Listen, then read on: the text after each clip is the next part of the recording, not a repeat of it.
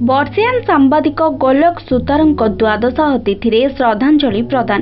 ବର୍ଷିୟାନ ସାମ୍ବାଦିକ ଗୋଲକ ସୁତାରଙ୍କ ସ୍ମୃତିରେ ଆଜି ତାଙ୍କ ଜନ୍ମମାଟି କଟକ ଜିଲ୍ଲା ମହାଙ୍ଗା ବ୍ଲକ ଭଦ୍ରେଶ୍ୱର ପଞ୍ଚାୟତ ସାହାନିଆଜପୁରଠାରେ ଗୋଲକ ସୁତା ସ୍ମୃତି ସଂସଦର କାର୍ଯ୍ୟକାରୀ ସଭାପତି ସାମ୍ବାଦିକ ଭକ୍ତଚରଣ ସାହୁଙ୍କ ପୌରୋହିତ୍ୟରେ ଏକ ସ୍ମୃତି ଶ୍ରଦ୍ଧାଞ୍ଜଳି ସଭା ଅନୁଷ୍ଠିତ ହୋଇଯାଇଛି।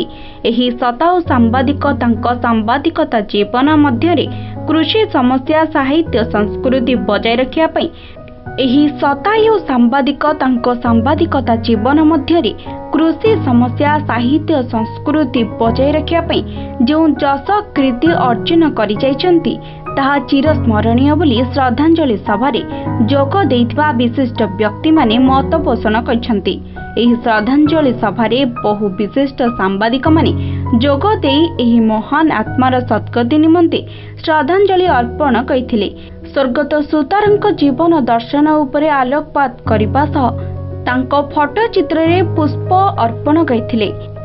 ଏହି ଅବସରରେ ସାମ୍ବାଦିକ ସ୍ୱର୍ଗତ ସୁତାରଙ୍କ ସ୍ମୃତିରେ ପ୍ରକାଶିତ ଗୋଲକ ଧାମରେ ଗୋଲକ ଚନ୍ଦ୍ର ଶୀର୍ଷକ ଏକ ସ୍ମରଣିକା ଉନ୍ମୋଚିତ ହୋଇଥିବା ବେଳେ ଶିଶୁ କବି ପ୍ରଫୁଲ୍ଲ ସାହୁ ଧନ୍ୟବାଦ ଅର୍ପଣ କରିଥିଲେ।